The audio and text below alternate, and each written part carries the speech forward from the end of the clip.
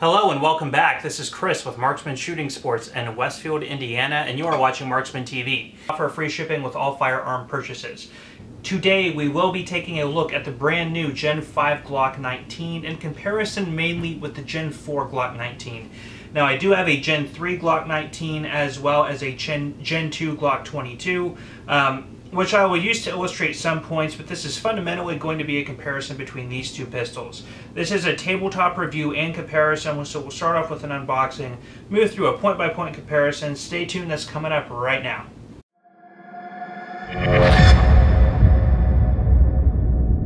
So let's start off with the unboxing real fast of the Gen 3 and the Gen 4. I'm not going to fully move through it, we'll just go through some overview points. So from the 3 to the 4, we do notice, of course, that you just did get the 2 magazines.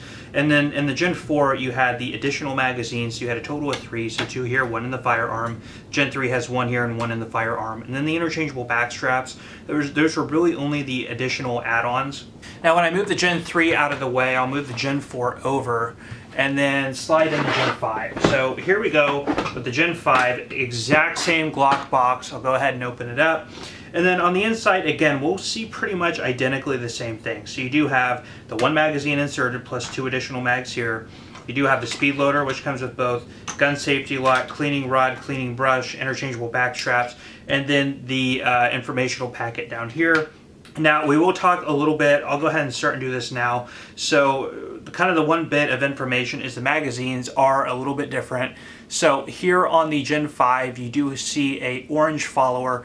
The purpose of that is, and I'm not going to be able to demonstrate that too well, but then you can actually see the orange better as it passes by the little notches on the back, which show you how many rounds you have left in your magazine. Of course, with the black follower on the Gen 4 through Gen 1, it's essentially the same thing, but of course since it's black it's a little bit harder for your eyes to pick up. Now one other difference is the floor plate here on the Gen 5 magazine is larger. The whole concept for that was to be able to give you a little bit more surface area for your hands to grab onto when you're extracting that magazine from the bottom of the pistol. So those are really the only 2 changes there. This should also serve to illustrate the point that the Gen 5 Glock does in fact accept Glock magazines. So big plus there. Of course, you can also accept any of those Glock 17 mags, the 33 round stick mags, just like any other Glock from any other generation. As long as the magazine size is for a frame larger than the frame in question, it'll definitely accept that magazine. Now, throwing in a bit of a wild card, this is a Generation 1 and 2, and actually early Generation 3 box, which is a little Tupperware container, which inside I do have a Generation 2 handgun, which is the Glock 22C actually for compensated. You can see that, it is missing some stuff. This is pretty old, but you got the handgun, the 2 magazines, and of course your informational stuff would be in there, and there's a little informational sticker down here in the bottom. But definitely, as you can see, the huge generational change from essentially where it started to where it is now. Starting off, I'll go ahead and start with the specifications of the Glock 19. Now, moving between the generations, they didn't really change at all. So the barrel length is 4 inches. It is a total length of 7.2 inches, a total height of 4.99 inches, and a total unloaded weight of 23.6 ounces. Now I moved the Gen 3 and the Gen 2 out of the way, so we just have the Gen 5 here and the Gen 4 here. Starting off with the comparison, let's go ahead and start off with the slide. The Gen 5 Glock, just like the others, is machined out of a single piece of bar stock. And the finish on this is now what they call the NDLC finish. According to Glock, it's supposed to be a tougher, more durable, and robust finishing process.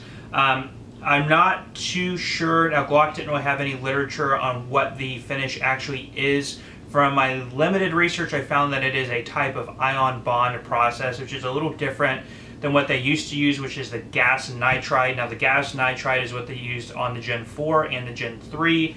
And then coming back in here in the Gen 2 and the Gen 1s, is they call the Tenifer finish. So, starting off with Tenifer to gas nitride, now to NDLC, which I believe to be an ion bond. If you know more about that, let me know in the comment section. If you've ever read the book, Glock, The Rise of America's Handgun by Paul Barrett, it is a very fascinating read. Glock has always been and probably will continue to be really good at marketing their products and using different terminology and nomenclature for different things. We'll talk about this in other regards of the handgun. I'm not saying that it's just the exact same finish or same quality of finish, but with these nuanced names and finish types and barrel types and stuff, you do have to be, especially when it comes to Glock, a little bit cognizant of the marketing strategies that they use. But anyway, that is one difference starting off the bat. Now, bringing in the slide a little bit closer to you, just like we saw in the others, there are rear slide serrations. All your graphics are here, giving the Glock logo, the model, of course, where it's made, the caliber, and the generation Gen 5.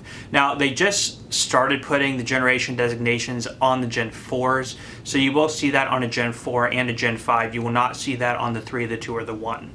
Moving on to this side, of course, it's just the same. Here's your extractor, which does have a loaded, which it doubles as a loaded chamber indicator. And then up at the top, you do have, of course, just like on a Gen 4, which we'll look at in a minute, you do have your polymer construction sights, which are in a U-dot configuration. They are dovetailed in the rear and then a little pin or a screw in the front, which you can access and remove with the Glock tool by removing the slide. Now, as you can see, and I'll bring in the Gen 4 right behind it. So as you can see, there is a little bit of a tone difference. Of course, my lighting might be throwing this off, but the with the NDLC does give it a little bit of a darker finish tone, and that finish is both on the barrel and on the slide. You can see a little bit better on the barrel right now, making it a little bit darker in appearance than here on the gas nitride finish on the Gen 4. One other thing of note is right up here at the front, you do see these very sharp bevels up at the front near the bore. You kind of saw that on the Gen 4, Gen 3, the baby Glocks, Glock 26 and Glock 27. They didn't traditionally put those bevels on the larger frame Glocks, but now you do have that on the Gen 5. Of course, it's going to be easier for sliding into a holster, sliding out of a holster. That is the concept for putting those up there. Now, bringing back in the Gen 4, of course, you did see a little bit of a change in the tone on the finish. Feature just like the loaded chamber indicator on the extractor, rear slide serrations, the sights. Everything else is essentially the same. Now, you do see right now, in contrast with that, is of course a very classic sharp edge and rounded off corners on the slide, which of course now in the Gen 5 you do see that beveling there. Sight options as well. You can get the Glock OEM factory night sights or the AmeriGlow night sights as well, which you could have also gotten those. I believe it was part of the Tallow package on the Gen 3s and Gen 4s, but those night sight options are available to you, of course, that are going to have a slightly higher price point. And of course, the Gen 5 only has right now, at the time of making this video, the Glock 19 and the Glock 17 released.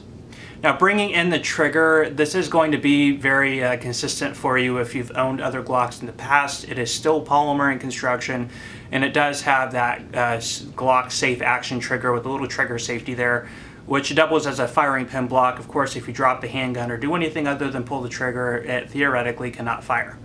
I moved to the other side of the camera here so I can manipulate this with my opposite hand, but giving the trigger a pull, we'll notice a little bit of take up right there. And then from that wall, you will hit that nice wall into a clean break. I'm gonna go ahead and reset that for you. Watching the travel back, let's go ahead, and it's gonna be a little take up there until you heard that click. And then we'll pull through again.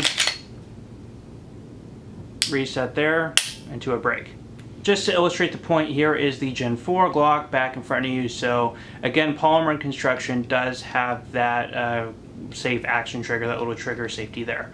Going ahead and giving it a pull, of course, we see that exact same take up, go through a clean break right there, reset right there in the exact same spot. Trigger feels identical, works the exact same way. So disassembly. Disassembly is going to be exactly the same. They didn't change a thing. I'm going to go ahead and move through it real quick anyway because I have to disassemble them to get into the frame and other aspects of the review.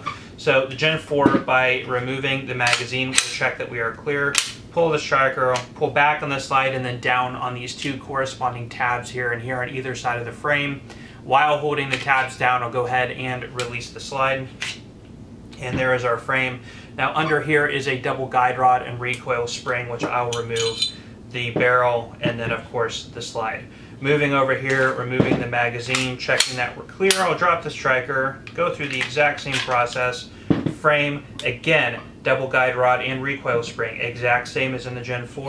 Here's our barrel and the slide. Again, you might not be able to tell because of the lighting, but just looking through all the internal parts, I can see massive color difference. This is very, very black. This is a light black, almost gray in color. Not that that's going to matter too much, but that's obviously a difference in the tone of the finish that's used on them. Now, I'm going to bring in the Gen 3 Glock real quick, so I'll go ahead and break this apart. So one difference, this was more of a change from the Gen 4, I'm sorry, from the Gen 3 to the Gen 4. So the Gen 1 through 3 Glock used a single guide rod and spring, and the Gen 4, they did move into a double guide rod and spring, which of course they've maintained through to the Gen 5. These springs are identical. You can take them out and interchange them between the 4s and the 5s, and they should work just fine. Of course, taking a look at the Gen 2 Glock as well, you will notice, of course, a single guide rod and spring, just to illustrate that point. Now, talking about those guide rods, when the Gen 4 did come out, I guess it's been about 5 or so years ago, they did initially, upon release, did have a lot of problems with the double guide rod and spring system. Now, in the Gen 3s, the baby Glocks, like I said, the Glock 26 and Glock 27 did always use a double guide rod and spring system. So the concept was not entirely new. They moved into the double guide rod and spring system in the larger frame Glocks, like the 19, the 17, the 23, the 22, the 45 caliber Glocks. And initially they did have some problems. A lot of people were very upset, I guess, with Glock for fixing something that wasn't broken. The single guide rod and spring system worked flawlessly in the other generations. It was the spring system that Glock built its reputation on. I wouldn't be concerned with of course, the same reliability issues in the Gen 5. They did address the spring issue very quickly in the Gen 4s, and they fixed it, and the Gen 4s have been perfectly reliable. Of course, using a spring system that has been looked into and those issues addressed, putting that into the Gen 5, I personally would not be concerned about having those same issues out of the gate that they had when the Gen 4 was released. So let's go ahead and talk about the features that are a holdover from the Gen 4. So when we get into the Gen 4, I'll go ahead and bring this one in first. So some of the changes that were a Gen 4 change from the Gen 3 was we did have the larger magazine release. Of course, there was the more aggressive stippling on the grip panels here, and you did have interchangeable back straps, which we saw in the unboxing, that they did add that feature there as well. Those were, of course, the major changes that happened, other than like the recoil spring and that kind of stuff that we already went over. So then the Gen 3, of course, we saw there's, to illustrate the point, more smooth texture. The finger grooves were a Gen 3 change, and I'll show you a Gen 2 to show where they came up with those changes as well. And of course, you did not have the interchangeable backstrap. It was a one-size-fits-all grip system. And then, of course, here is the smaller magazine release button on the Gen 3 and the larger magazine release button on the Gen 4. And then the Gen 4, not only is it larger, but it is reversible. You could take it out and flip it over to the other side, which, of course, you could not do on the Gen 3. So one of the other differences, and I have the Gen 2 right here, the Gen 3 in this hand, is there were no finger grooves. So of course there were no finger grooves on the Gen 1s or the Gen 2s. That was an adaptation made on the Gen 3s. Now a lot of people did not like that, especially people with larger hands, as it did force a location of your fingers, and if your fingers didn't fall in line with those finger grooves well enough, automatically you're not going to like the grip. So some things people would do is add a Hogue wraparound grip.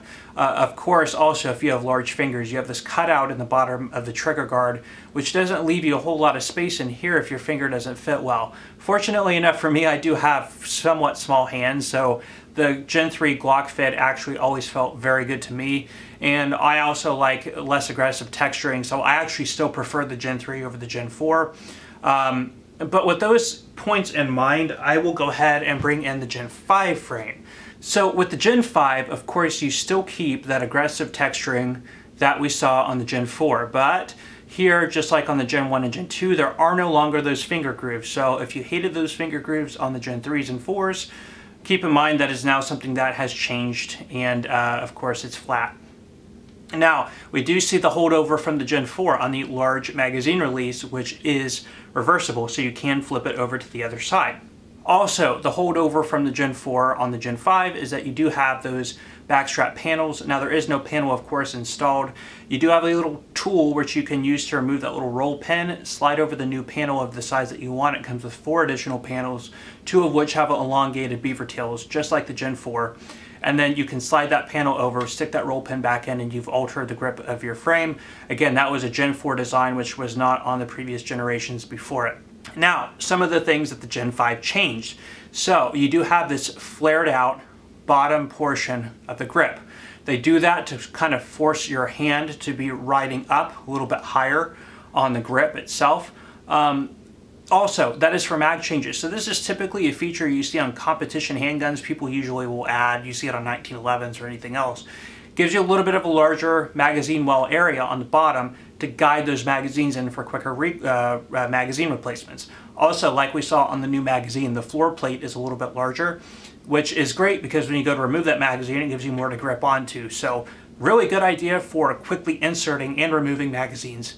One other change is here on the Gen 4. This is the Gen 4 frame. You do see two pins, two cross pins here in the frame.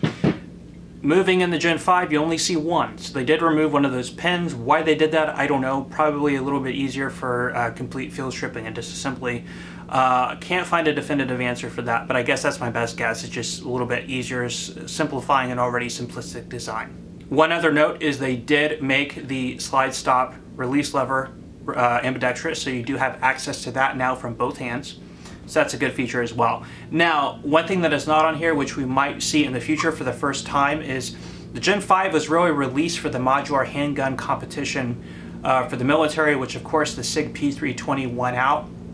In that competition, there was a safety that was installed on the pistol. So of course that option is not on the market yet, but that would be interesting if we saw that come to the market, especially because Glock has always been known as that pistol that doesn't have a safety on it. So we'll see if that comes to fruition or not. It might be interesting if it does, and it might be smart if actually Glock were to offer that.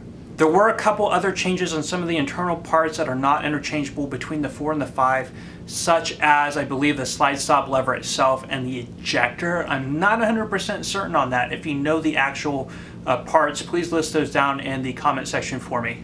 So getting into the barrels, of course, both of these are 4 inches in length, and then of course the Gen 5 barrel does have the new NDLC ion bond type finish on it, which gives it a darker appearance, and then we have the gas nitride finish down here on the Gen 4 Glock. Now this is a main focal point in Glock's advertising for the new Gen 5, and that is, this is known as the GMB or Glock Marksman barrel, which is supposed to have the enhanced barrel rifling, which is the polygonal design. This is kind of funny for me, and again, anybody who is a big Glock aficionado, please chime into this. So Glock, of course, has been known for making famous the polygonal rifling. They were not the first to do it, but they did make it famous. The point of polygonal rifling is you have hills and valleys instead of traditional lands and grooves, which means there aren't those sharp edges in the lands and grooves for things like copper or fouling to build up in. Also, it creates a tighter gas seal behind the round, which gives you longer bullet life, longer barrel life, less bullet deformation, which should enhance both velocity and accuracy. One kind of negative point about that is you could not use lead cast bullets in it. You had to use basically copper or jacketed bullets through the barrel. You could use those lead bullets, but of course that's going to diminish the barrel life on your rifling. So at some point, and I did recently go do a video on the Glock 17 compared with the Canik TP9SA, and I went on their webpage and they're advertising the Gen 4 Glock 17 as having the hexagonal traditional rifling in it. So on some different forums I've looked at, like Glock Talk, people have said, okay, they've gone from polygonal back to the traditional rifling, and people even thought that in the new Marksman barrel it was going to have traditional rifling. But now they've got polygonal rifling in it. So I don't know what direction Glock is headed to. Are there some models or some generations where they do polygonal versus traditional rifling? It's hard to get a general idea from their webpage on this. It seems to be changing all the time. So anyway, as it stands, at least per Glock's webpage, this is traditional hexagonal rifling. This is polygonal rifling and the new barrel. Now again, like I mentioned before, Glock has always been excellent at marketing their product. By calling this the Marksman barrel, did they really make any changes? I can't see just by inspecting and looking at it. I have not fired it, so I don't know. Now, people who have fired it have said it does give noticeable differences in accuracy. Is that kind of the self-fulfilling prophecy effect? I don't know. You know, people who think it's going to do better, so therefore they do better with it. I don't know. As this is out for longer, I'm sure we'll get more definitive answers on that, including, you know, things like the finish as well. But all it says on Glock's webpage is it's a better and going to get better accuracy, but they don't explain how or why. And again, I can't find definitive answers in that on forums. If you know the answer, if you hold the key to all those secrets, please kindly let me know in the comment section. Well, guys, that is all the time I have for you today on these. Thank you guys so much for stopping by and checking us out. If you enjoyed this video, please let me know by hitting that like button. If you want to see more videos like this, please consider subscribing to our channel. If you have any questions or answers to those questions that I had for you in the video, please leave those down in the comment section for me. Again, this is Chris with Marksman Shooting Sports and CheapGunsUSA.com out of Westfield, Indiana. You are watching Marksman TV. We will see you next time.